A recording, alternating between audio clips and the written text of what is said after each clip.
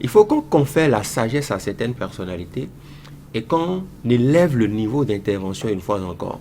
Moi, j'ai suivi justement l'intervention de l'ancien ou de M.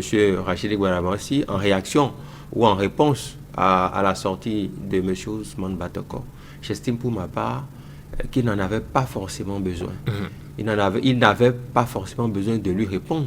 Nous sommes là pour construire notre pays. Nous sommes là pour faire face aux échéances qui arrivent. Il n'avait pas besoin de lui répondre ou il n'avait pas besoin de lui répondre de cette façon. Je ne veux pas revenir sur les thèmes qu'il a employés. Non, je pense qu'il aurait pu carrément nous épargner des deux. Il n'avait pas besoin de répondre. Et c'est ce que je disais tout à l'heure. On ne répond pas à tout. Ça veut dire que si demain, une autre personnalité politique sort, il va répondre non. Parce que justement, ce que moi j'ai pu relever, c'est que il vient souvent répondre à des personnes qui ne partagent pas forcément son point de vue ou sa façon de voir les choses. Non, on peut beau faire partie d'une mouvance, on peut beau appartenir à un cercle de soutien du chef de l'État, mais cela n'empêche pas qu'on a le droit de dire ce qu'on pense aussi. Quitte à attirer l'attention, parce que si c'est bien pour nous tous, mais si ça gâte, ça l'est aussi pour nous tous. Et lorsque nous avons de ces personnes-là, d'un certain âge et d'une certaine supposée moralité, qui viennent raconter de ces choses-là, diffusées et vues par des milliers de personnes, je crois que c'est extrêmement grave. Donc, pour dire que on peut répondre, on peut relever éventuellement le président Batoko sur un certain nombre d'aspects, un certain nombre d'éléments. Le confrère disait il faut élever le niveau de débat.